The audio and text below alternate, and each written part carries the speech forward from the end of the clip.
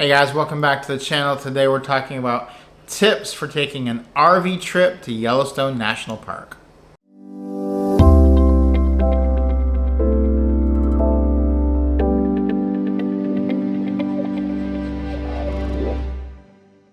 We did an RV trip to Yellowstone National Park this last fall and we had an incredible time.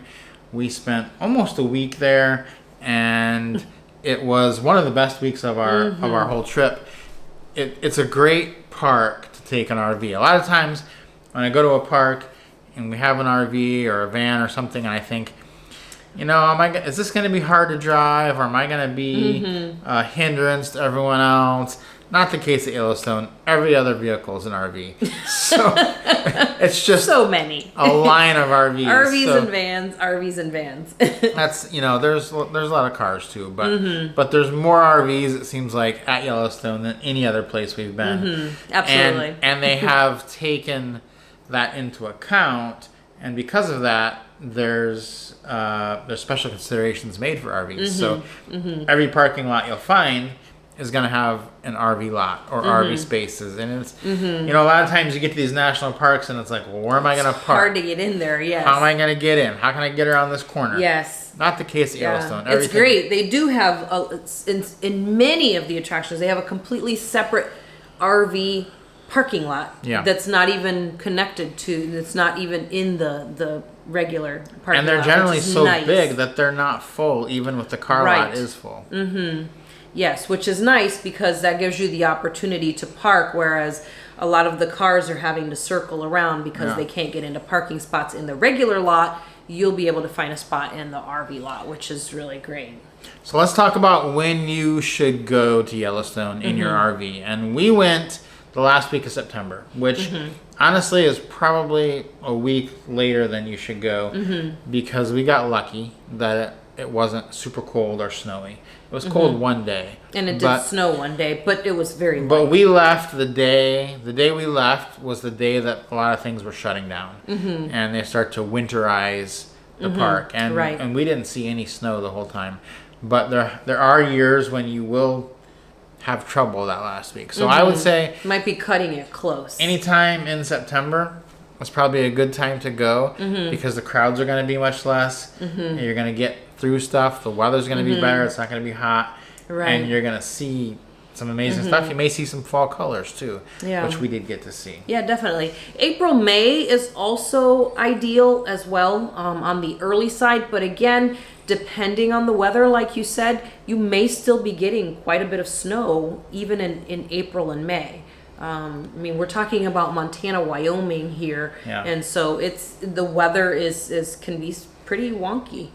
Even just in a day, you can get nearly all the seasons practically. So there are lots of options really from when to go there, and you can go obviously in the wintertime, but you have special vehicles, and you know, a lot of the roads are going to be closed, and a lot of the attractions are going to be closed. So there's definitely advantages to going when everything is still open. I mean, this is the most popular park in the United States. Over 4 million people go to this park. It was the first national park, so it's definitely the most popular and the one that everybody wants to go to.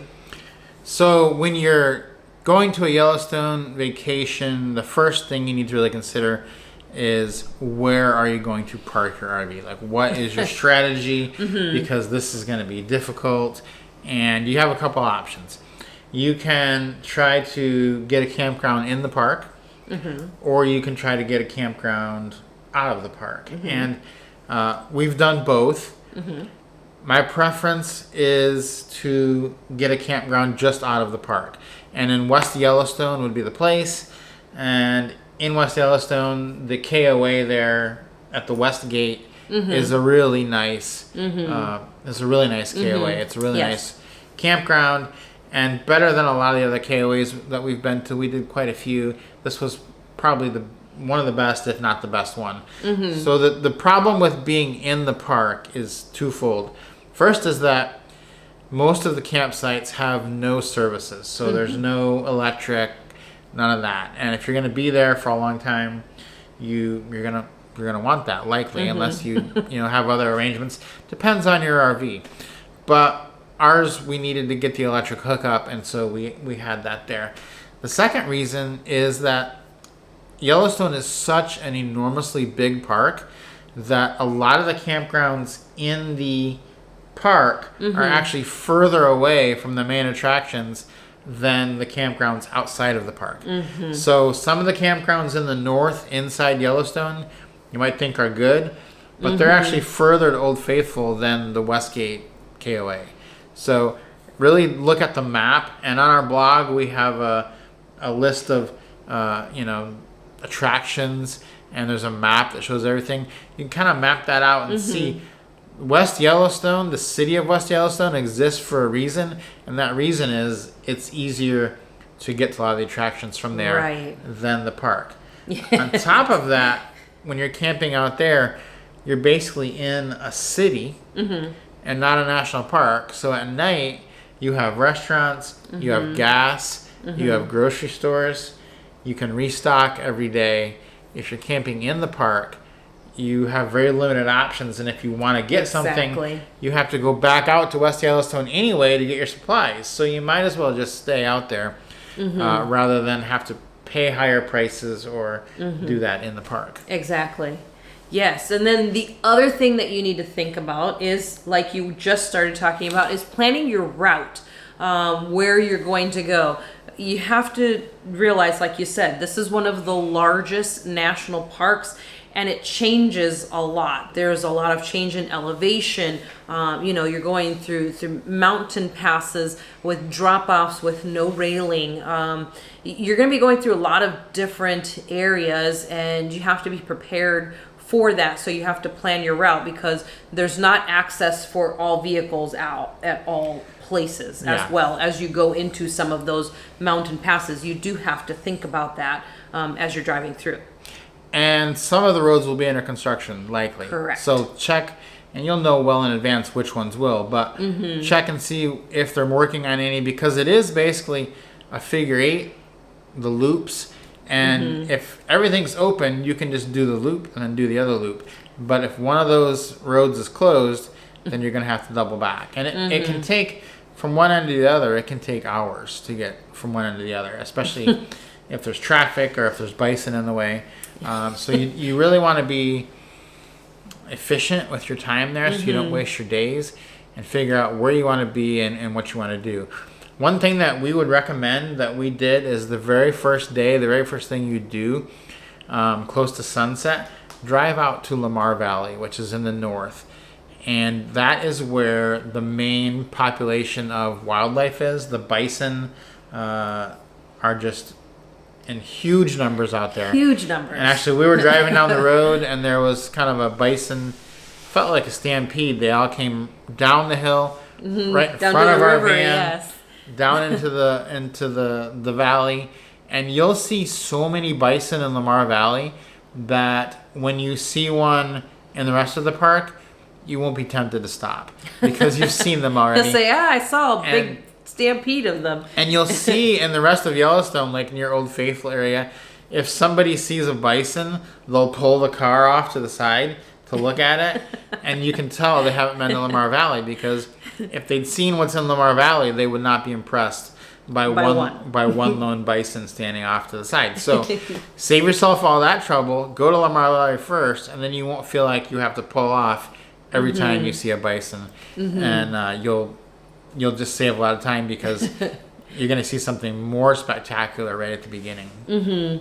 Yes. And earlier we were talking about when was the best time to go to the park, and part of that also is for your comfort level as well, and that is you really need to prepare for the huge changes, sudden changes in weather at the park as well. We brought layers, because you'd start out in the morning and literally just be freezing with gloves and all kinds of jackets and scarf and a hat and all kinds of stuff. And then as the day went on, you were going down and down, and then you were down to just like, a t-shirt. And then in the evening, it starts to cool off again, so you're putting everything back on. But also keep in mind, for your comfort level as well in your RV, is to if you make sure that you have heat or a way to cool as well if you need to for your nighttime comfort as well. Yeah. A couple of the tips I'd give you are that when you're driving into Yellowstone, you'll be tempted to think, oh, I better get gas here because there probably won't be gas right near the park. If you're staying in West Yellowstone, that's where the cheapest gas is. So those gas stations you see a half hour out from West Yellowstone, they're more expensive than the ones in West Yellowstone. West Yellowstone is the cheapest gas in the entire region, and so just wait until you get there. We just filled up every morning, leave the KOA, head to the gas station, fill up on gas, drove in, drove out, you're good to go. You're only about a couple miles from the park entrance once you get gas there, so super simple, and it's an easy access to the rest of the park. Yeah, and it's actually a great way to enjoy the park. You don't have to worry about food and drinks, or if you need to rest or whatever along the way. You can sit and have your lunch in the parking lot in your RV. That's one of the great things about doing that. In a car, you can pack a lunch, but you can't have a hot meal in a car, but you can in your RV. There's a lot of different reasons like that are just going to make it much more comfortable. It's much more economical as well, as far as your lodging is concerned for visiting Yellowstone, because lodging can be really expensive as well. So it was really nice economical way of it. It's not like it's not so much cheaper, but it's definitely worth the price difference, right? Yeah, so if you're considering a Yellowstone RV trip, we highly recommend it. We got some other videos and blogs on our website and on this YouTube channel. Check those out. We'll give you more tips on actually the sites you can see at Yellowstone.